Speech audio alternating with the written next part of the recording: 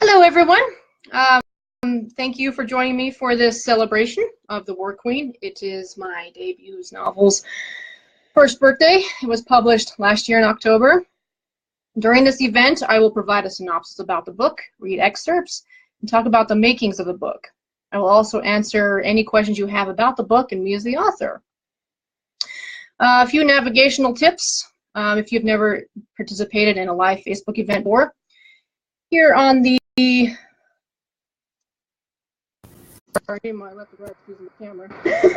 over here is going to be the news feed. You can comment and it will bring it up so I can see it. Do be aware that there is a delay in the comments, about 5 to 10 seconds, so I will answer it as soon as I see it. You should have a couple of icons about right here. They should have like a thumbs up and a heart and a smiley face, whatever. You can click those and it will bring up that icon and it will float across the screen so we can both see it.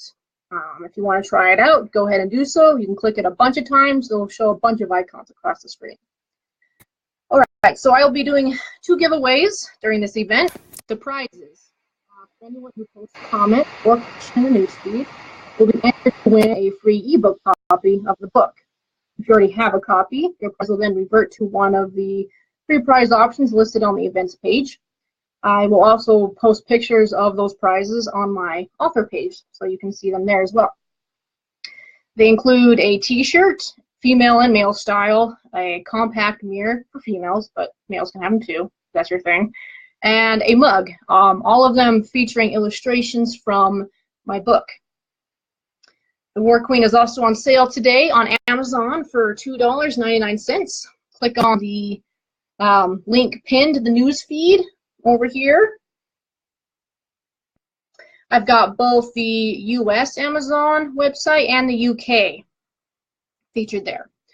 The War Queen is also available on Smashwords, AppleNet, and Kobo for full price of $4.99. If you are unfamiliar with those platforms, Kobo is a desktop computer e-reader. Apple, you can read it off of iTunes, and Smashwords, you can download my book as a PDF file. All right, so let's begin. First, I'll talk about the makings of the War Queen. It was first conceived in 2007.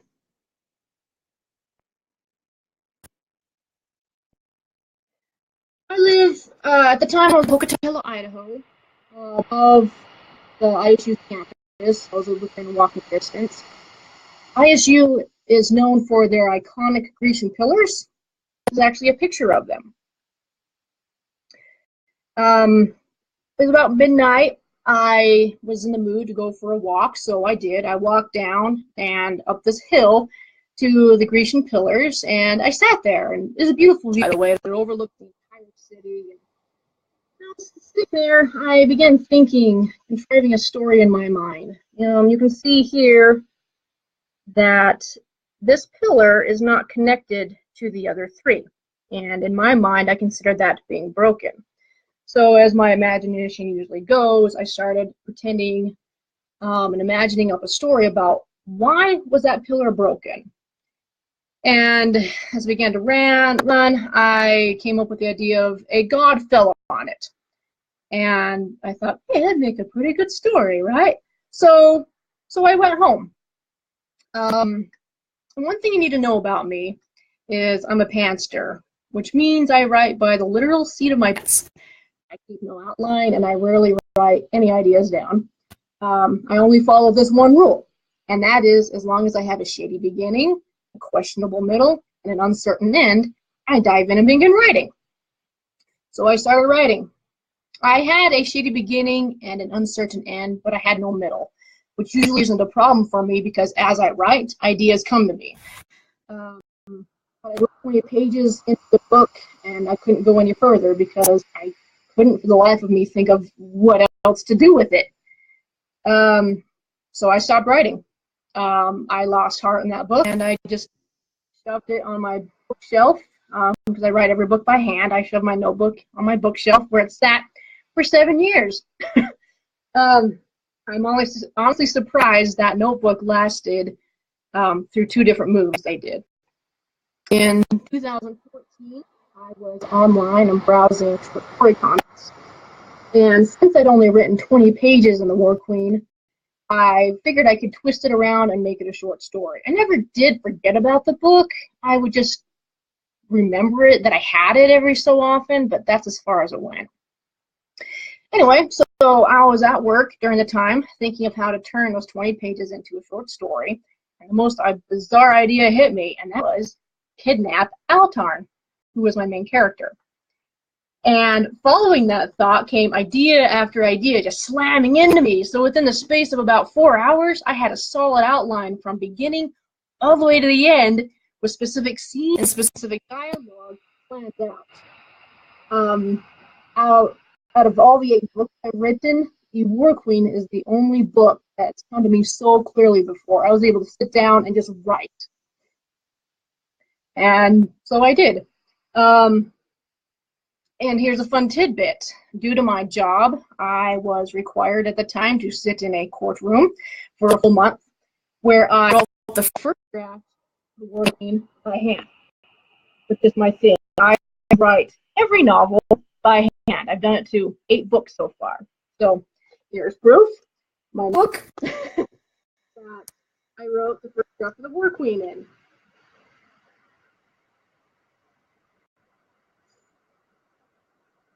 Mm-hmm.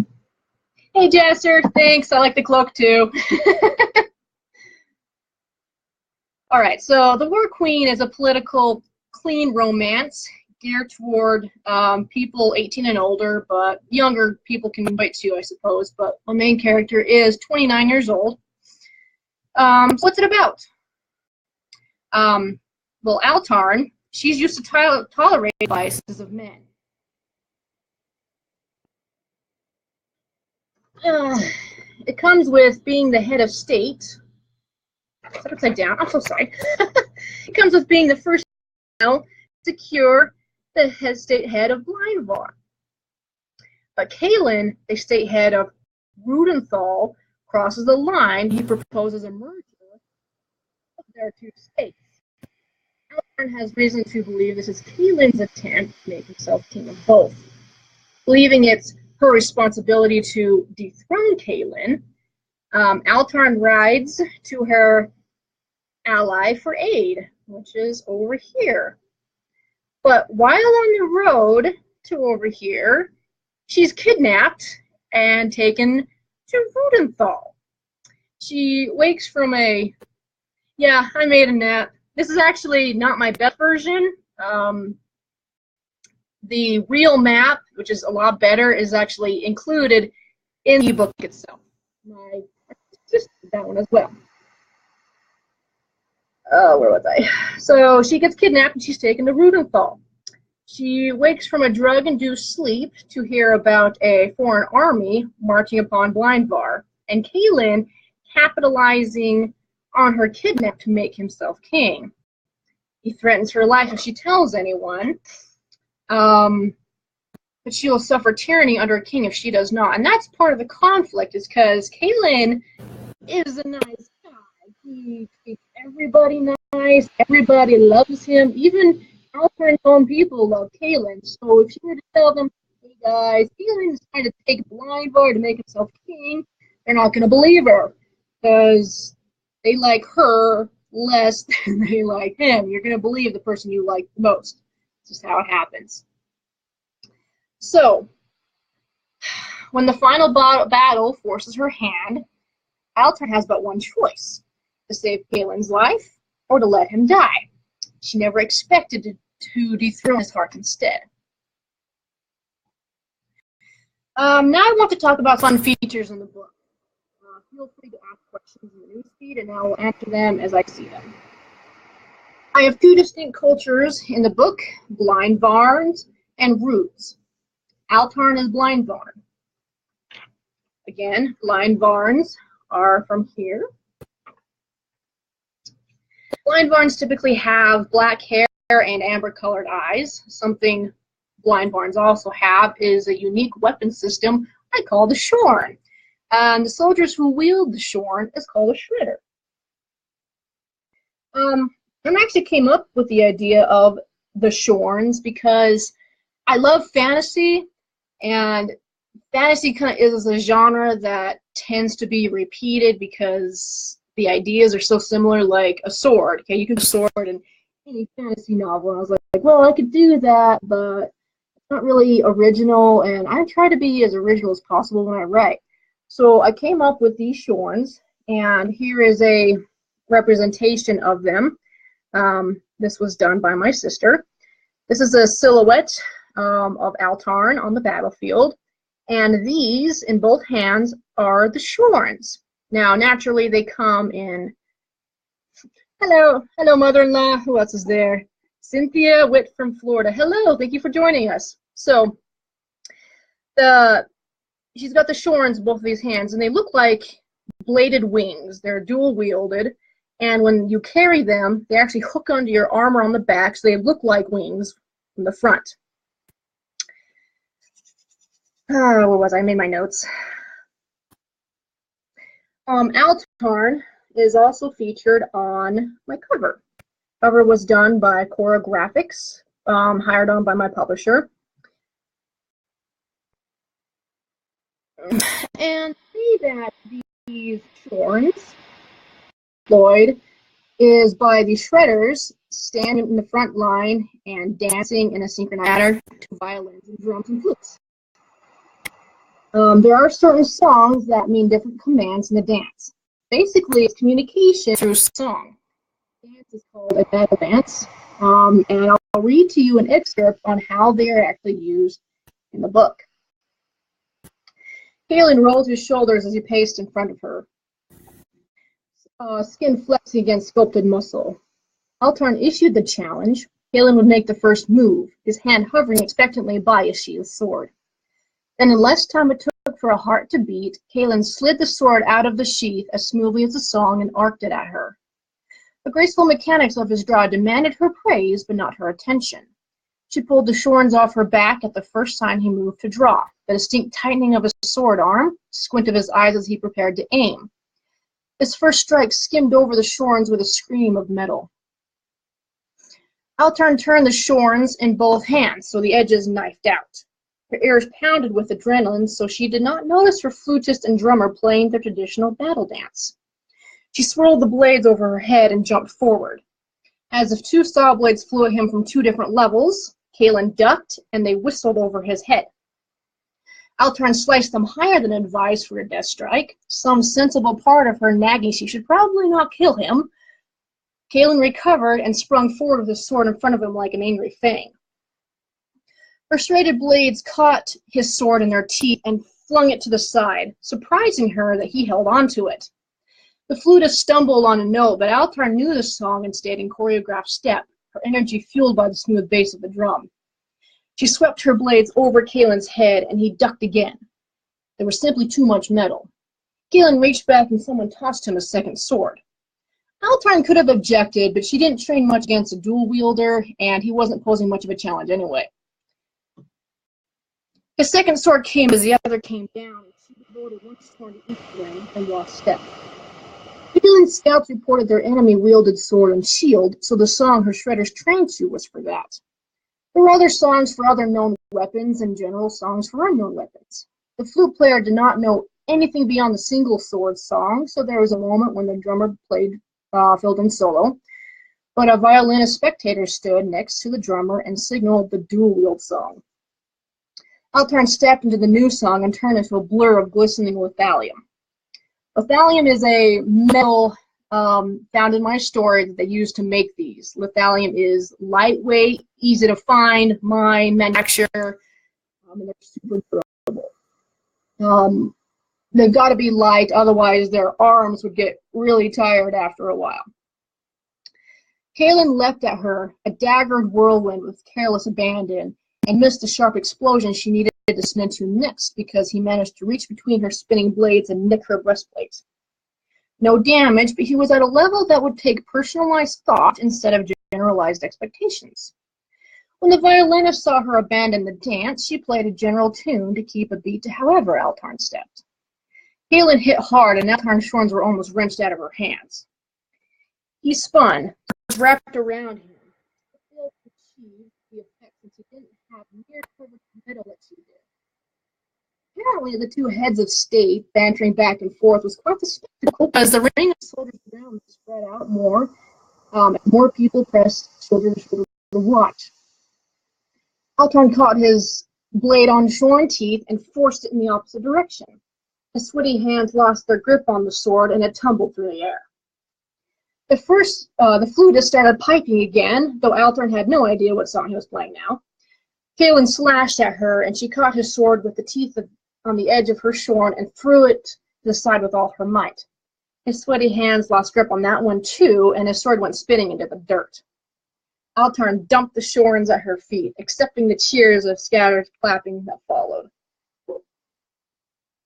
Hello, Rebecca Siemens. Glad to see you here. I see that you said hi. All right, now to talk about roods. Roods are from Runethal.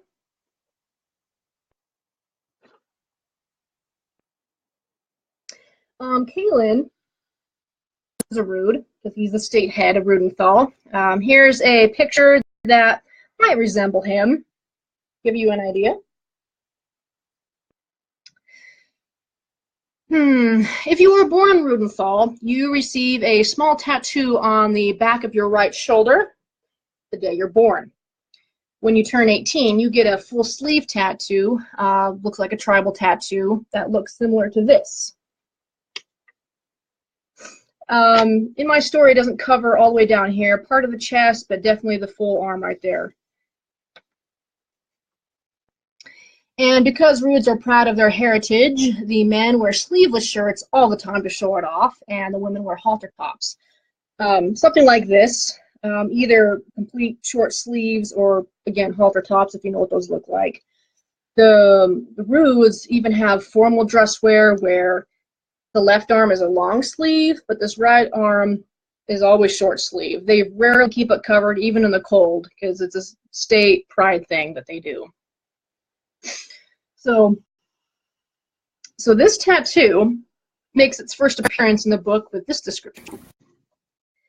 Sleeveless shirt, in typical Rood fashion, showed off their trademark tattoo of smoking ribbons up his right arm. The tall neck of the shirt buttoned around his throat, and the sharp angles on his face and hard muscles on his naked arms testified to his time in soldiery. He'd been on the road for a while because the thick chunks of copper-brown hair in disarray about his skull matched a dusty goatee and several days' worth of stubble under his chin. A crooked nose from an old break added to the handful of years he had over her. Altarn's hackles prickled as he came close enough for her to see his eyes were blue. So my question to you is, if you could be born in my story, would you rather be a blind Varn or a Rood? Post your answer in the comments and explain why. For me, I'd like to be a blind Varn so I could train on the Shorns.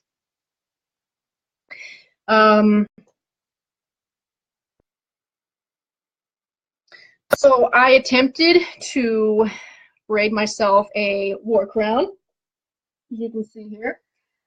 Naturally, my character in my novel wore better.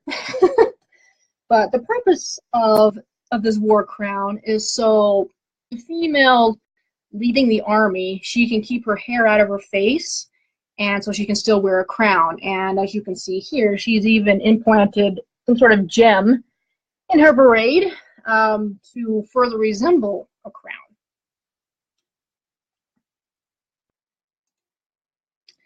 So exactly what is a war queen? And why is my book labeled The War Queen? Kaelin has this to say about war queens. Kaelin exhaled and leaned back, crossing a boot over one knee. It's different from Rood's, he said. We discuss war plans every week because of our pirate problem. Mood is different. The light in our eyes is different. It's life and death we speak of. And that holds a specific kind of ceremony we honor in our speech, in our manners, and in our dress. And why would my dress not honor the ceremony? Altarn asked. Altarn is asking this because earlier she wore a really pretty dress to a war council, and Kaelin took massive issue with it. And here's why. It might, he said, except you look like a damn princess. I don't know about blind Varn, but killed our princesses long ago. People don't want a princess. They want a war queen. A princess can't handle the emotional responsibility of sending people off to their deaths, but a war queen can. You'd be surprised how willing your soldiers would be to die for you, so long as you did it without crying as they march away. You need to be reassured you'll hold your ground when they cannot. Rebecca wants to be a rude. She likes the tattoos. I know, I battle with that too. Tattoo, shorts. I'm the author, so I guess I can split my personality and live in both. All right, so I'm going to take a break for a second and go through the questions I might have missed. Let's see. Okay. How did I get the idea for the win? I played a video game. It was called Kingdoms of Amalur, and in there they have a weapon system that's real similar to mine. They actually call them Fey Blades, I believe. Mine, I illustrate them as being very large, probably about 4 feet long. The Fey Blades in this video game I played about like that. So that's where I contrived the idea. So they're like Fey Blades, but mine are a little bit bigger. So yeah, that's where I got the idea from. Alrighty. Going through questions, comments. All right. Anne Merkley would like to be a blind Varn. She likes the Thorn and moving to music for different types of fighting.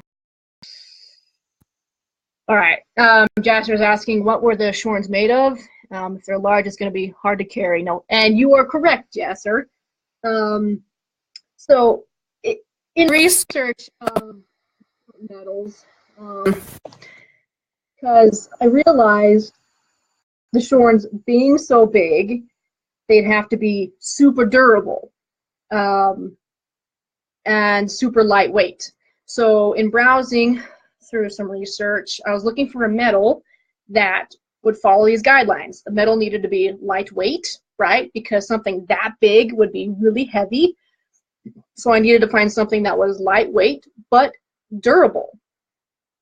I also needed it to be easy to manufacture because I've got a bunch of shredders and I needed to make a bunch of them. So I needed it to be easy to manufacture, super cheap to mine, and for the fun of it, I thought, hey, I like the color orange, so I'm gonna make the Shorns orange. What metal out there is orange? Well, copper is, gold is, but they're both. Copper's not very strong, gold is too heavy. And I was frustrated. I was like, hey, well, this is a fantasy, right? I can make stuff up. So I created the metal lithallium. It's not a real thing. I made it up, but it's, in my story, it's lightweight. That way the Shorns can be thin, super durable, but very lightweight. And they're orange colored, and it's easy to mine. It's cheap to manufacture. Thanks, Jesser. Okay, so now a few fun facts about me. Continue to post any questions you have about my book or me in the newsfeed. I wrote my first story in the 3rd grade. It was about a leprechaun who had hid his pot of gold, and he forgot where he hid it. But he hid it because there was a monster looking for it. And I was kind of gruesome even in the 3rd grade because in this little short story I had a leprechaun get attacked by this monster, and the leprechaun like kicked him off the waterfall. But toward the end of the book, the leprechaun realized, hey, I hid my pot of gold under the rainbow. So that was my first story. I also joined the Army, the U.S. Army, when I was 17, and because I was underage, I had to have my mom and dad sign a sort of permission slip. I shipped off to boot camp to become military police, I don't know, 12 years ago. And I'm still a reservist in the Army, which means I play Army 1 weekend every month, and 2 weeks out of the year. During the last 12 years that I've been in, I've done a deployment to Afghanistan for 9 months, and I deployed to Romania for 9 months as well. And until I can quit my job and get paid to write for the rest of my life, hold on a second.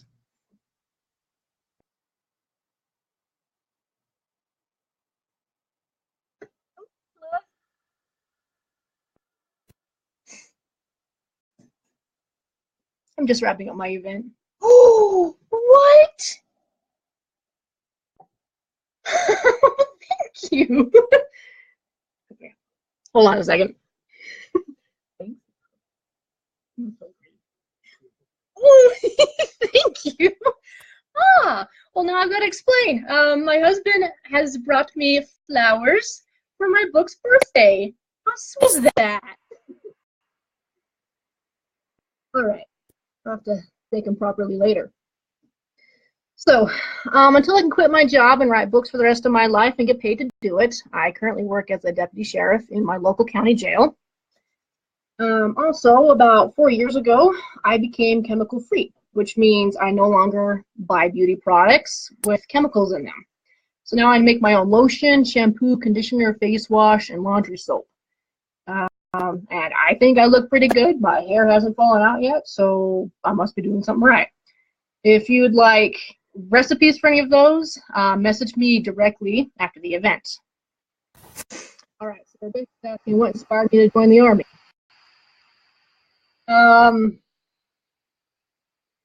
So I'm really naive.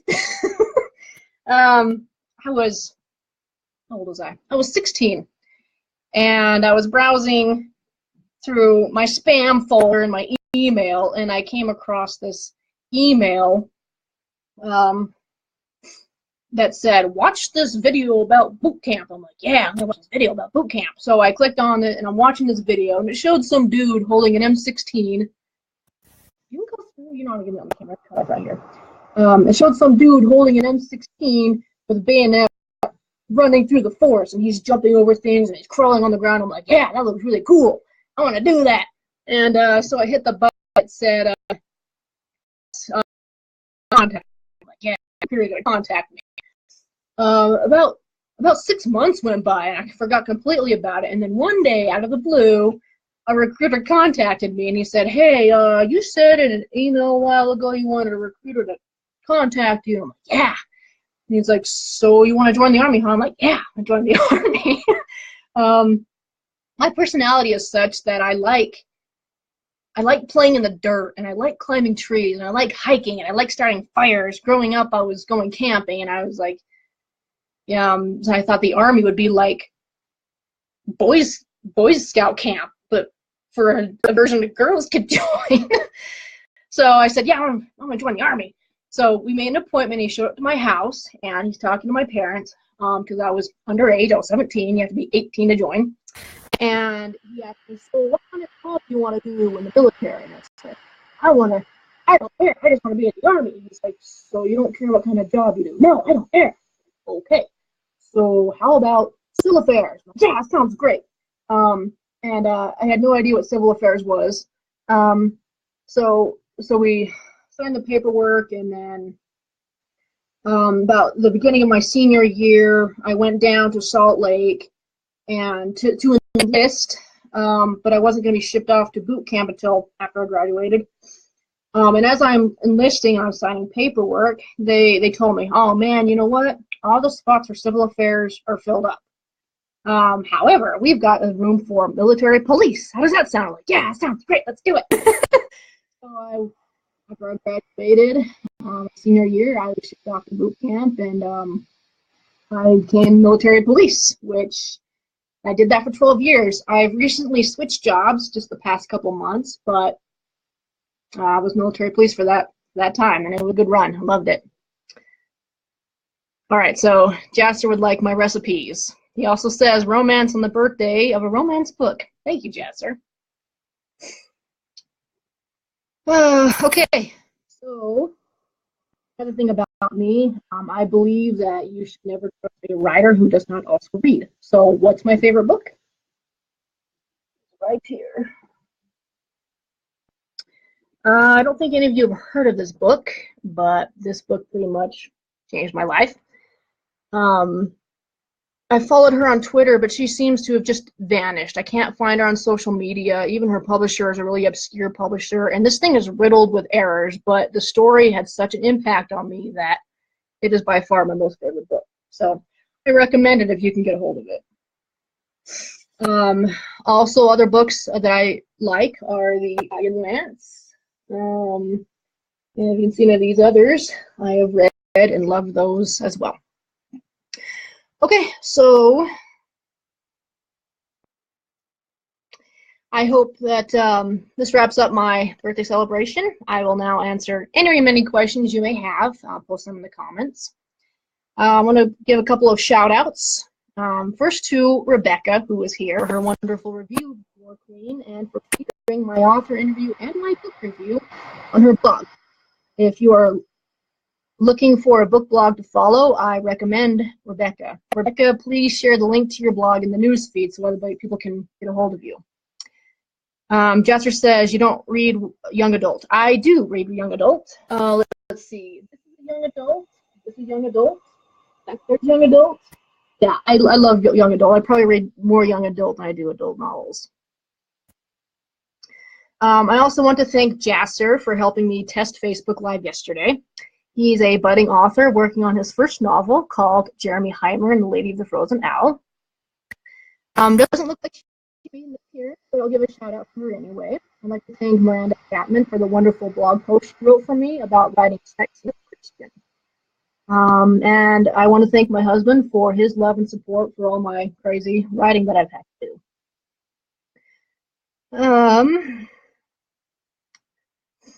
Okay, so to wrap this up even more, thank you, Rebecca. She has posted her blog online on the newsfeed, so you can get a hold of her.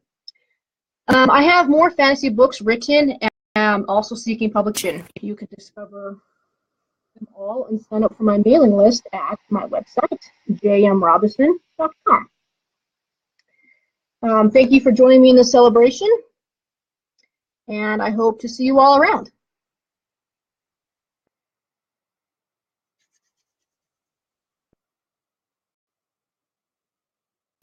Maybe. I think my camera